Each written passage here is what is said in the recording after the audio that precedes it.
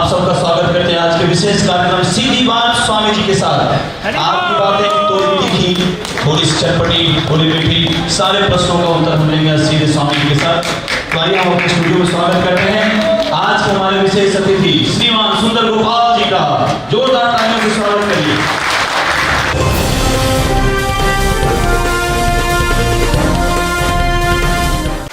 तो ऐसा देखा जाता है कि आप जिसको जीवन का लक्ष्य बता रहे हैं, तो जीवन का लक्ष्य बताने के बाद हम देखते हैं उस सारे यंगस्टर को जो कि गेरुआ वस्त्र धारण करके रोड पे पागल की तरह नाचता है, दुकान दुकान जाके भीख मांगता है। क्या ये जीवन का लक्ष्य है, भीख मांगना? हाँ, बहुत ज़रूरी है नाचना। आपको दुख क्यों होता है? कोई नाच रहा है तो खुश होना चाहिए आपको। रोड पे पागल की तरह क्यों नाचना? पागल की तरह नाचना आसान काम है। आप नाच के दिखाइए।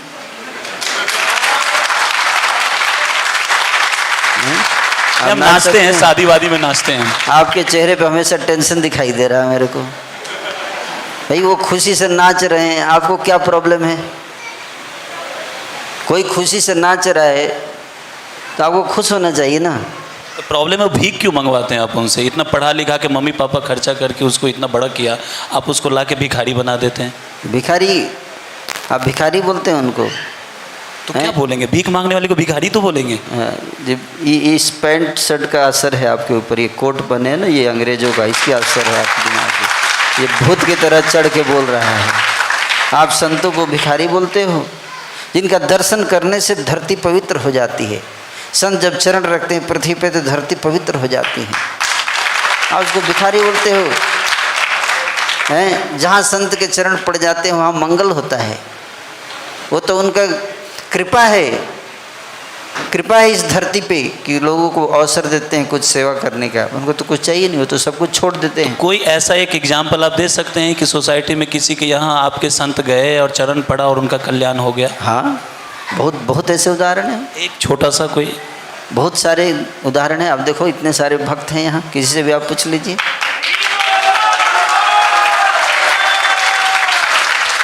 जहाँ भी संत जाते हैं वहाँ कल्याण होता है। कल्याण की शुरुआत होती है बुद्धि परिवर्तन से। हृदय परिवर्तित हो जाता है व्यक्ति का, सोचने का तरीका बदलता है। संतों का संग करने से संसार को देखने का तरीका बदलता है। कई ऐसे लोग हैं जो आत्महत्या करने वाले थे और एक बार बात करने से ही उनका जीवन बदल गया। 3 दिन पहले मैं गया था एक व्यक्ति के यहाँ, वो मुझसे मिले। वो बहुत बड़ी कंपनी में मैनेजर हैं। 3 साल पहले मुझे मिले थे। उनके घर में लड़ाई चल रही थी, डाइवोर्स होने वाला था पत्नी से। मेरे से बड़े परेशान थे, मुझसे पूछे। मैंने उनको 2-3 बातें बताई और 3 साल के बाद कल मिला, वो मेरा आभार व्यक्त कर रहे थे कि आपने जो 2-3 बातें बताई उससे मेरे जीवन में इतना परिवर्तन आया। आप हमको, है ना, अगर इस तरह से भिखारी बोलेंगे तो एक दिन आप भिखारी हो जाएंगे। तो स्वामी जी कुछ उसका एक मोटिवेशन के लिए आप कुछ पॉकेट मनी भी देते होंगे उस जो यंगस्टर को आप बनाते हैं? पॉकेट मनी का क्या करोगे? नहीं, आप अपने बाबाओं को देते होंगे। करेंगे क्या मनी का? मनी की क्या जरूरत है? क्या मोटिवेशन है जिसके बेस पे वो लोग ऐसे निस्वार्थ कैसे कर सकते हैं? सब निस्वार्थ का यही तो समझना है आपको। आप बिना सैलरी के काम नहीं कर सकते, नहीं कर सकते, क्योंकि आपको स्वार्थ है। इंद्रिय तृप्ति में लिप्त हैं हम लोग, हैं। तो संत को चाहिए क्या है? संत को क्या चाहिए बताइए? आप किसी भी व्यक्ति को क्या चाहिए? कहते हैं ना, दाल रोटी खाओ हरि के गुण गाओ, है ना। संत के जीवन में कोई सिनेमा तो होता नहीं है, पब्स, पार्टी, डांस क्लब हैं, पैसा बर्बाद करने के लिए शराब तो पीते नहीं है कि नहीं? तो सादा जीवन और उच्च विचार। क्या? सादा जीवन, पहले बोलिए। सादा जीवन, फिर उच्च विचार। उच्च विचार। बिना सादा जीवन के उच्च विचार कैसे होगा, हैं? और आपका जीवन इतना कॉम्प्लिकेटेड हो गया है, विचार इतना नीचा हो गया है लोगों का। आज देखिए समाज में क्या हो रहा है। आप देखना, कोरोना के समय में भी लोग दवाई पे बिजनेस कर रहे थे। गलत बोल रहा हूँ तो बताइए, हैं? आप इतने दिन से न्यूज़ सुनाकर, एंकरिंग करके लोगों का हृदय नहीं बदल पा रहे हो, क्यों? इसलिए क्योंकि आप खुद ही सैलरी लेते हो, है ना।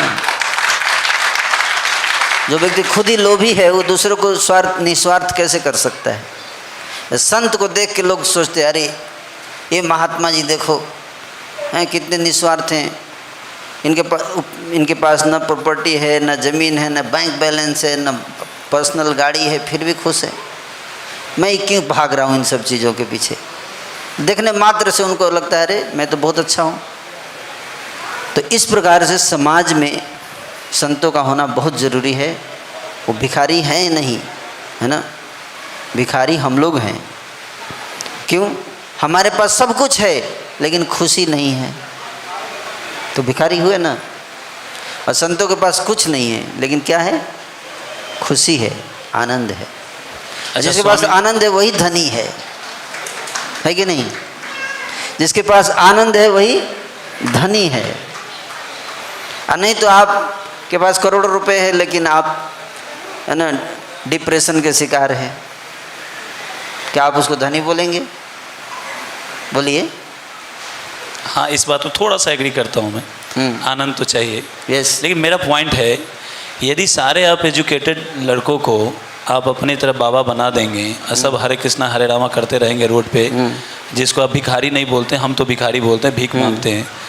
बाकी जो चीज़ें हैं, पब्लिक सर्विसेज हैं जो वेलफेयर है सोसाइटी के लिए, हॉस्पिटल्स हैं, इतने सारे एजुकेटेड लोग चाहिए इन सब जगहों पे, सब यहाँ मंदिर में आकर हरे कृष्णा हरे रामा करेंगे तो वहाँ कौन संभालेगा? जो ज़िंदगी जीने की बात आप कर रहे हैं, सादा जीवन उच्च विचार, तो जीवन जीने के लिए ये तो हॉस्पिटल कॉलेज स्कूल ये तो चाहिए। यहाँ से आप उठा के उनको यहाँ लेके आ रहे हैं, वहाँ कौन संभालेगा? बीमार होते तो आप हॉस्पिटल तो जाते होंगे, नहीं जाते? आप बीमार तो होते होंगे शायद, तो हॉस्पिटल जाते, वहाँ भी तो एजुकेटेड लोग चाहिए ना, जो आपको देखे चेक करे फिर दवाई दे। आप हॉस्पिटल जाते हैं कि नहीं बीमार होते हैं? तो मैं तो जाता हूँ, इसीलिए तो मैं सोच रहा हूँ कि सबको आप यहाँ लाएंगे तो वहाँ कौन देखेगा? तो सबको आप अगर एंकर बना देंगे तो हॉस्पिटल में कौन रहेगा?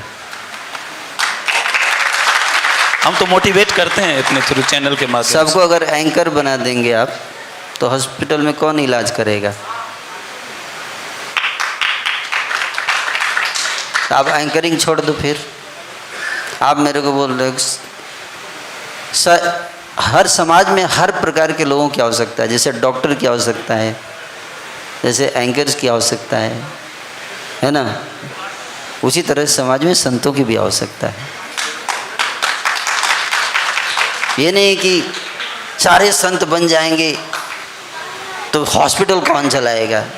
ये वही बात होगी, सारे एंकर बन जाएंगे तो हॉस्पिटल कौन चलाएगा? अगर मैं आपसे वही बात पूछूं तो क्या जवाब होगा आप? ये कोई बेतुका बात बोल रहे हैं आप? नहीं, हमारा तो लिमिटेड। सारे कैसे बन जाएंगे? हम सारे को बन जाएंगे तो यहाँ पे इतने लोग बताओ कितने संत हैं इसमें?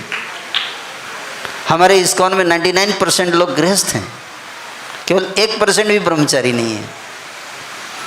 आपको केवल, है ना, संत ही दिखाई देते हैं इस्कॉन में आने के बाद, जो कि इस्कॉन में बहुत कम संत हैं ना। बाकी लोग संत हैं लेकिन गृहस्थ जीवन में रहते हुए संत हैं। कोई जरूरी नहीं कि हर व्यक्ति को लाल कपड़ा पहन के संत बनना है, लेकिन समाज को वैराग्य के मार्ग दिखाने के लिए कुछ संतों की आवश्यकता पड़ती है। जैसे कुछ डॉक्टर्स की ज़रूरत है, कुछ इंजीनियर की ज़रूरत है, उसी तरह से कुछ लॉयर्स की ज़रूरत है, उसी तरह कुछ संतों की भी आवश्यकता है। कुछ लोग संत बनने चाहिए, बहुत ज़रूरी है। समाज को बैलेंस रखने के लिए, हेल्दी रखने के लिए ज़रूरत है। जैसे लोगों को हेल्दी रखने के लिए डॉक्टर की ज़रूरत है, उसी तरह से शरीर को स्वस्थ रखने के लिए डॉक्टर की ज़रूरत है, उसी तरह से मन और आत्मा को स्वस्थ रखने के लिए संतों की आवश्यकता है। आप भी आया करो, वो बाद में देखेंगे। मेरा इसी संबंधित एक प्रश्न है कि आप जो इस्कॉन सोसाइटी आपकी संस्था समाज से इतना कुछ हेल्प ले रही है, ऑफकोर्स समाज कंट्रीब्यूट कर रही है, तब आपका ये मंदिर इतना बड़ा, इतना ताम झाम सब कुछ होते हैं आपके। इस्कॉन संस्था समाज के लिए क्या बड़ा योगदान किया, चाहे करता है? जैसे मैं नहीं देखता कि आपकी संस्था कोई बड़े बड़े हॉस्पिटल्स हैं, या मैं नहीं देखता कि आपकी संस्था के बड़े बड़े स्कूल्स हैं। बाकी अन्य संस्थाओं के कई सारे हॉस्पिटल हैं, कई सारे उनके छोटे छोटे चैरिटेबल हॉस्पिटल्स बना के रखते हैं। आपकी संस्था कैसे नहीं देखा जाता है? तो आपकी संस्था समाज के लिए क्या कर रही है? बहुत इम्पॉर्टेंट काम कर रही है। आप जानते हो पूरे इंडिया में हर साल कितने क्राइम केस होते हैं, आपको पता है? आप ही बताइए, आज तो आप ही बताएंगे। हाँ, क्योंकि आप बताना नहीं चाहते हो। मेन इश्यू पे तो आप लोग डिस्कस करते नहीं हो। 50 लाख क्राइम हर साल होते हैं इंडिया में, उसमें एक भी इस्कॉन का नहीं होता है। ये बहुत बड़ा योगदान। 4.5 करोड़ केस कोर्ट में पेंडिंग है। कितना? 4.5 करोड़ कोर्ट में केस पेंडिंग में है, उसमें इस्कॉन का एक भी नहीं होगा। ये हमारा योगदान है। हर साल विश्व में 10 लाख लोग आत्महत्या करते हैं, उसमें एक भी इस्कॉन का नहीं होता है। आपको लगता है कि ये कंट्रीब्यूशन है समाज में? इतने लोग, करोड़ों की संख्या में लोग ड्रग्स ले रहे हैं, उसमें एक भी इस्कॉन का नहीं होगा। आप मानते हैं ये बड़ा योगदान है या नहीं मानते? या आपको दिखाई नहीं देता चश्मा पहन के भी, या आप देखना नहीं चाहते, या आप अपनी आंखें बंद कर चुके हैं, इसलिए आपको इतने बड़े बड़े योगदान आपको दिखाई नहीं देता? तो क्या कर सकते हैं? आपको केवल दोष दिखाई देता है इस्कॉन में। ये आज के समाज की सबसे बड़ी समस्या है। अब आपको सोचना है कि आप इस समस्या को कैसे हल करोगे, ये आपका काम है। इसलिए आप इस चेयर पे बैठे हैं। आपकी संस्था से एक और शिकायत है आपकी संस्था के लिए कि आपके आज के डेट में हम देख रहे हैं कि बहुत ही एडवांस सोसाइटी हमारी 21वीं सदी चल रही है। ऐसी अवस्था में भी, ऐसे समय में भी आप स्त्री और पुरुष को अलग अलग भेदभाव डालते हैं, स्त्रियों को नीचा दिखाते हैं, चाहे उनसे दूर रहने के लिए बोलते हैं। ऐसा भेदभाव क्यों है आज के समाज में? बहुत ज़रूरी है।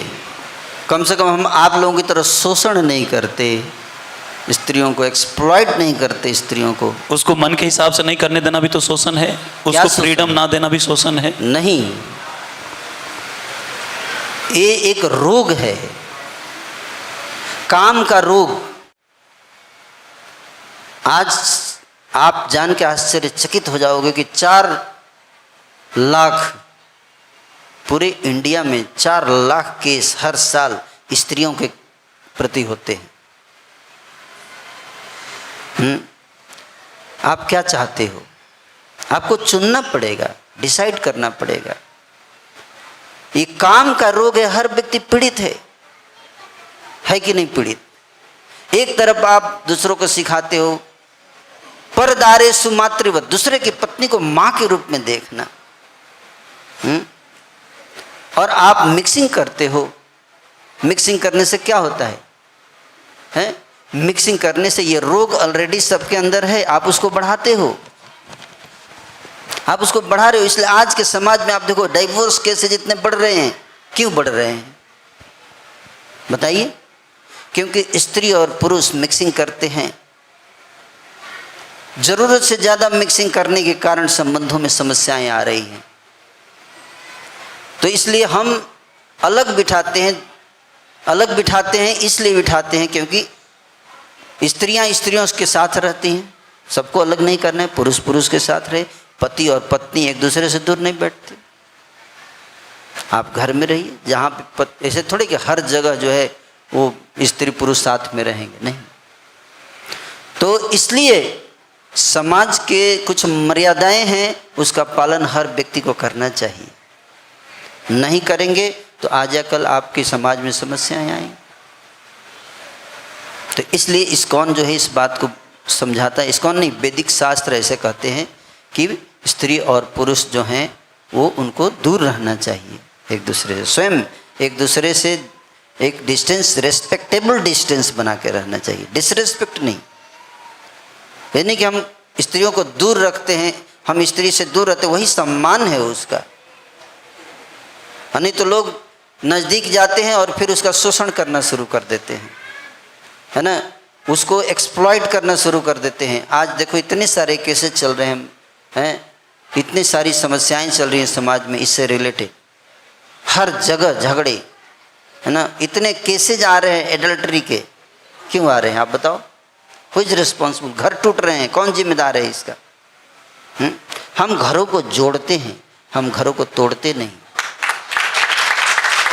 पति पत्नी के बीच के संबंध को और न क्लोज करते हैं, नहीं कि उनके बीच में घुस जाइए आप।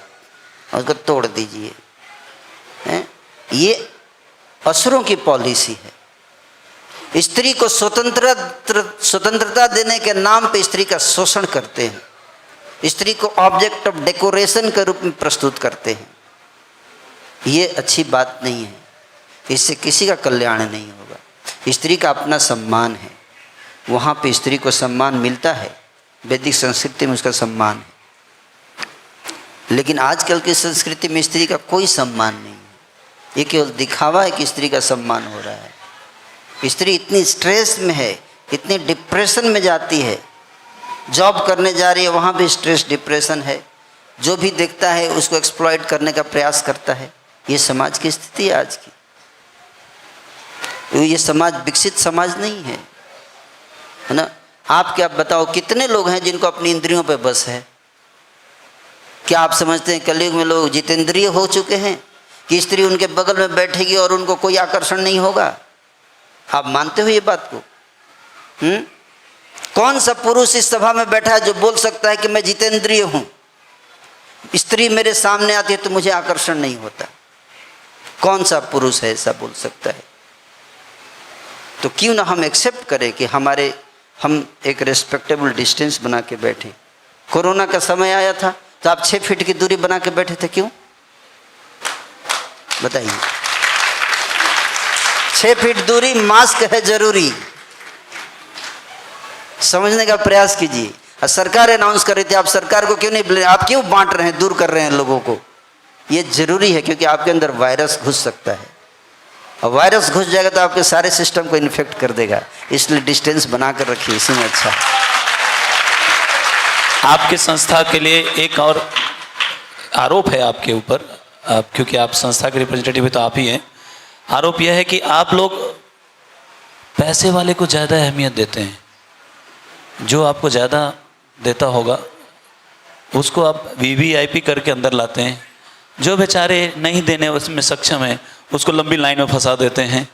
तो क्या आपकी संस्था से जुड़ने के लिए पैसे वाला होना जरूरी है, या पैसे वाले बन के ही हम कृष्ण की भक्ति कर सकते हैं? आगे प्रश्न समझिए। हर जगह पे आप कहीं भी जाओ, रेलवे स्टेशन, ट्रेन में जाओ, हर जगह पे जो लोग हैंडीकैप होते हैं उनकी अलग अलग व्यवस्था होती है कि नहीं होती? होती है ना। तो जितने ये धनी लोग हैं सब हैंडीकैप हैं। क्या हैंडीकैप है? उनको लाइन में लगा देंगे तो चले जाएंगे, नहीं आ नहीं पाएंगे, वो लाइन में नहीं खड़ा हो सकते, अपाहिज हैं वो। उनको एसी में नहीं बैठाएंगे तो पसीने से मर जाएंगे, अपाहिज हैं वो। तो आप क्या चाहते हैं कि मर दें? तो ये डिजीज है उनका, है। मान लीजिए कोई फेमस डॉक्टर है, ठीक है, ओके, और वो आता है मंदिर में दर्शन करने के भगवान के जन्माष्टमी के दिन, ठीक है। 200 मरीज वेट कर रहे हैं उसका, ठीक है। हॉस्पिटल में 200 मरीज वेट कर रहे हैं, डॉक्टर साहब दर्शन करके आएंगे तो हमारा इलाज करेंगे। वो आपके पास आते हैं, आपसे पूछते हैं मुझे लाइन में लगना चाहिए कि नहीं लगना चाहिए, आप क्या बोलोगे? इमरजेंसी अलग चीज़ होती है। 200 इमरजेंसी एक नहीं, तो वही 200 लोगों की जान है, तो ऐसे लोगों को कर सकते हैं। यस, इसीलिए जो वीआईपी होते हैं उनका टाइम बहुत कीमती होता है, ये मैं बताना चाहता हूँ। क्योंकि वो 1 घंटे यहाँ पे लाइन में बर्बाद करेंगे तो कितने लोगों का घर बर्बाद हो जाएगा। उनके टाइम का वैल्यू नहीं है, उनके टैलेंट का वैल्यू है। वो टैलेंट से वो कितना इम्पोर्टेंट सेवा कर रहे हैं, इसलिए उनको साइड से जल्दी से दर्शन करा के जाके अपने काम में लग जाते हैं। ये पॉइंट है। कई सारी चीज़ें हैं, वो तब आप समझोगे जब आप जुड़ोगे हमसे। दूर से बातें समझ में नहीं आती हैं, इसलिए आपको जुड़ना चाहिए इस्कॉन से। आपको लगता है हम वीआईपी व्यवस्था, वीआईपी नहीं। अगर यहाँ पे कई माता जी हैं पीछे चेयर पे बैठी हैं, कई नीचे बैठी है ना, देखिए, तो आप बोलोगे ये तो बहुत गलत बात है, किसी को नीचे बैठाया किसी को ऊपर, आप उनको ज़्यादा वीआईपी पोजीशन दिए। भाई उनकी ऐसी सिचुएशन है, वो नीचे बैठेंगी तो कमर में दर्द करेगा, तो उनको इसलिए चेयर दिया गया है। तो ये होना चाहिए कि नहीं होना चाहिए? जिस व्यक्ति की जो सिचुएशन है उसके अनुसार उसको हमें व्यवस्था करनी पड़ती है। लेकिन आप लोग के उसमें भी दोष दिखता है। तो इसलिए ये वीआईपी कल्चर नहीं है। कोई व्यक्ति इम्पोर्टेंट टाइम है उसका, इसलिए उसको हम जल्दी से उसको दर्शन करा के निकालते हैं। ये कारण प्रधानमंत्री आपके मंदिर में आएंगे तो आप लोग एक दिन वेट कीजिए, देश रुक जाएगा आपका पूरा। This is called fanaticism. इसको कहते हैं फैनेटिसिज्म। फैनेटिक, लकीर का फकीर, इससे संसार नहीं चलता। हरे कृष्णा। इसी से संबंधित एक और प्रश्न है कि ऐसा बताया जाता है कि आपकी ये जो संस्था है ये विदेशी संस्था है, क्योंकि इसमें फॉरेनर्स ज़्यादा हैं, तो हम इसको क्या माने? जो इस्कॉन में हैं वो सब हिंदू हैं या क्रिश्चियन हैं या मिक्सचर है, क्या है? थोड़ा इसको आप क्लियर करिए। जो भी इस्कॉन में हैं वो सारे भगवान कृष्ण के भक्त हैं। International society for Krishna consciousness. अब बाकी जो भी आपको समझना है समझ लीजिए। तो ये जो आप लोग पैसे भी बाहर भेजते हैं, ऐसी भी बातें आती है, हमने बहुत सारे वीडियो वगैरह भी देखे हैं कि आप लोग यहाँ से इकट्ठा करते हैं और विदेश को भेजते हैं। तो ये तो प्रूफ हो रहा है कि संस्था विदेशी है। तो इसके बारे में आपका क्या दलील है? विदेश में कहाँ पैसा जाता है? आपको पता है कि विदेश जाता है पैसा? हमारा सारा आप देखो, प्रधानमंत्री नरेंद्र मोदी ने कुछ दिन पहले इस्कॉन के बारे में, इस्कॉन के फाउंडर आचार्य श्रील प्रभुपाद जी के 125वीं जन्म सालगिरह पे सिक्का लॉन्च किया। इस्कॉन के 125 रुपये का सिक्का लॉन्च किया प्रधानमंत्री ने। अगर विदेश पर इस्कॉन पैसा भेजता तो क्या प्रधानमंत्री को पता नहीं रहता कि इस्कॉन गलत काम कर रहा है? आपको ज़्यादा पता है प्रधानमंत्री से। इस्कॉन के एक एक पैसे का अकाउंट सरकार को, इनकम टैक्स डिपार्टमेंट को दिया जाता है। एक पैसा का आप धांधली करके देखो, आपको सरकार तुरंत पकड़ लेगी। नहीं, पॉइंट है कि धुआं दिख रहा है तो इसका मतलब आग तो होगी कहीं ना कहीं। आग आपके दिमाग में है। उस आग को बुझाइए तो अपने आप बाकी आग है। जागी रही भावना जैसी, प्रभु मूरत दिखी तिन तैसी। आग आपके दिमाग में जल रही है और धुआं वहीं से निकल रहा है और कहीं नहीं है धुआं।